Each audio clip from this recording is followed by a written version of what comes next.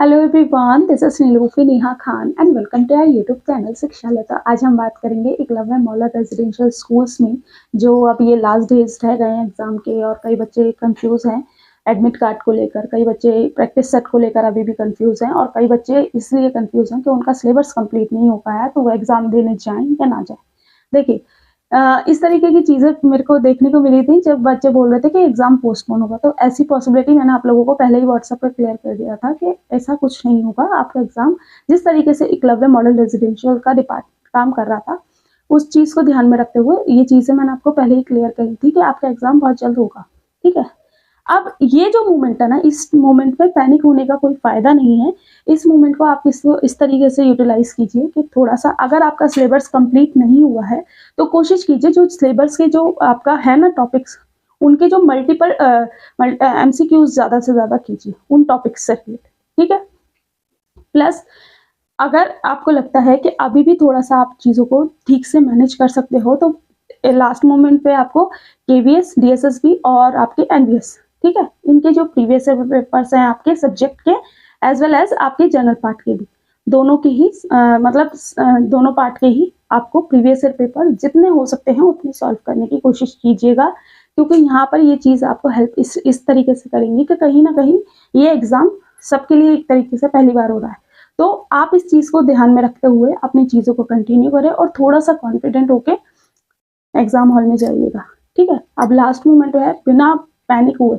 और हाँ, एक चीज़ मैं हमेशा कहती हूँ कि अपनी हेल्थ के साथ किसी भी तरीके का कोई कॉम्प्रोमाइज़ मत करना, और लास्ट के दिनों में 2-3 चीज़ों को तो स्पेशली याद रखना कि पहला, आप अपनी इस टाइम जो ये आपका 1 हफ्ते का टाइम जो रह गया है, इस टाइम में आप लोग नींद अच्छी लेंगे, डाइट प्रॉपर खाएंगे, ठीक है, और कोशिश करेंगे कि स्ट्रेस फ्री रहने की। और कोई भी टॉपिक आप करते हैं तो थोड़ा सा टॉपिक करने के बाद कोशिश कीजिए कि थोड़ा टहल लें, चाहे कमरे में टहलें चाहे कहीं भी, थोड़ा उठ के पानी पी लें। ये चीज़ें क्या है, इस टाइम पे आपको रिलैक्स रहना बहुत ज़्यादा ज़रूरी है, क्योंकि एट द एंड आपका परफॉर्मेंस एग्जाम हॉल में कैसा है ये मायने रखता है।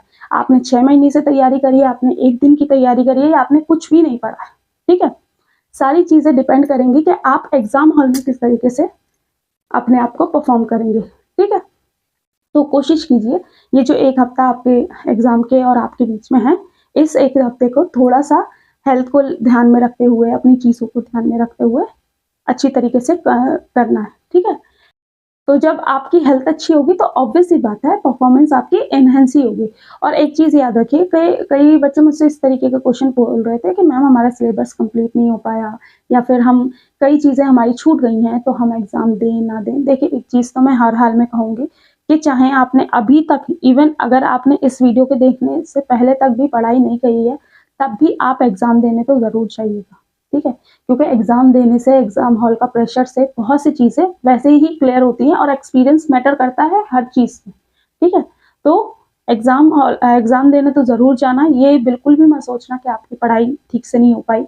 और जिन बच्चों का सिलेबस कंप्लीट हो चुका है, प्रैक्टिस सेट भी वो कहीं ना कहीं से कर रहे हैं, लेकिन इस कश्मकश में कि किस तरीके से क्वेश्चन आएंगे, किस तरीके से चीज़ों को कंटिन्यू करें, तो इस चीज़ को ध्यान में रखने के लिए आप लोग एक चीज़ काम करिएगा कि KVS और जो DSSB और आपका NVS, इनके जो प्रीवियस ईयर पेपर है सब्जेक्ट के और जनरल पार्ट, दोनों की ही आप अपने कोशिश करें कि ज़्यादा से ज़्यादा सॉल्व करने की। ठीक है, इससे क्या है, एक आइडिया लग जाएगा आपको कि एग्जामिनर किस तरीके से आपसे क्वेश्चन पुट अप करेगा। क्योंकि और एक चीज़ याद रखिए, यहाँ पर जितना आपने पढ़ा है उतना ही सब पढ़ के आ रहे हैं। ठीक है, तो कॉन्फिडेंट रहिएगा अपनी तैयारी को लेकर, क्योंकि मैंने ये चीज़ खुद रियलाइज़ की है कि एग्ज़ाम हॉल में ऐसी जो बच्चे पैनिक होने लग जाते हैं ना, कई बार ऐसी सिचुएशन होती है कि पढ़ा हुआ भी बच्चा भूल जाता है। ठीक है, तो इसीलिए कह रही हूँ, ये जो 1 हफ्ता है, एक तो नींद प्रॉपर लेनी है, दूसरी चीज़ कि अपनी तैयारी को थोड़ा लाइट वे में, ये नहीं कि अपने आप को प्रेशराइज करके अपनी चीज़ों को खराब करके नहीं करना। ठीक है, अपनी हेल्थ को भी ध्यान में रखना है, अपनी चीज़ों को भी ध्यान में रखना है, अपने एग्जाम को भी। ठीक है, एट द एंड अगर आप सब चीज़ों को मेंटेन करके चलोगे तो आपकी एग्जाम हॉल की परफॉर्मेंस अच्छी हो जाएगी। और ये बिल्कुल मत सोचना कि 1 हफ्ता है तो ना सोऊंगा ना खाऊंगा ढंग से ना कुछ, क्योंकि यही 1 हफ्ता अगर आप अपनी हेल्थ खराब कर लोगे तो ये इफेक्ट करेगा आपकी परफॉर्मेंस पे।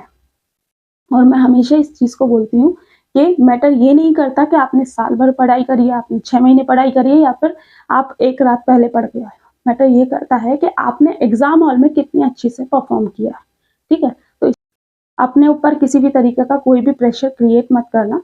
कोशिश करो कि अच्छे से और बी कॉन्फिडेंट कि हाँ, हमने तैयारी बहुत अच्छे से करी। तो यही चीज़ मैं आप लोगों को क्लियर करना चाह रही थी कि लास्ट मोमेंट पे पैनिक बिना हुए अपनी चीज़ों को कंटिन्यू करें। और कई बच्चे बहुत ज़्यादा परेशान है कि अब इस टाइम पे एनसीईआरटी कैसे पढ़ें, कैसे ना पढ़ें। देखिए, एक चीज़ याद रखिए, कुछ नहीं समझ आ रहा तो सिलेबस उठाइए, सिलेबस के अंदर जो टॉपिक्स हैं उनके मल्टीपल जो एमसीक्यूज हैं वो मतलब जहाँ से जो मिल रहा है ना वो सॉल्व कर दीजिए। ठीक है, अगर कुछ भी आपके पास अवेलेबल नहीं है तो इस कंडीशन में ये करिएगा, जितने ज्यादा क्वेश्चन आंसर सॉल्व करोगे, क्योंकि टाइम लिमिटेड ही है आपके पास, अब इस टाइम को किस तरीके से यूटिलाइज करोगे ये आप पे डिपेंड करता है। ठीक है, और मैं एक चीज हमेशा याद रखिएगा कि एनसीईआरटी ही फोकस होना चाहिए, क्योंकि आपकी एग्जामिनर जो है वो डायरेक्टली एनसीईआरटी से ही क्वेश्चन पुट अप होते हैं। तो मेन सोर्स आपका जो होना चाहिए वो एनसीईआरटी ही होना चाहिए। ठीक है, उसके अलावा अगर आपको कोई भी ऐसा चीजें मिलती हैं तो आप कंसिडर कर सकते हैं। ठीक है, मैंने कोशिश की है कि इस टाइम में जो बच्चे मेरे मतलब कई बच्चे अभी भी मेरे पास डेली के मैसेज करते हैं, कई बच्चे जिनकी तैयारी हो रही है वो तो कहीं ना कहीं एक सेटिस्फेक्शन में है, लेकिन जिन बच्चों की तैयारी नहीं हो पाई, जो वो बच्चे तैयार नहीं हो पाए, वो कहीं ना कहीं इस कश्मकश में कि एग्जाम दें या ना दें।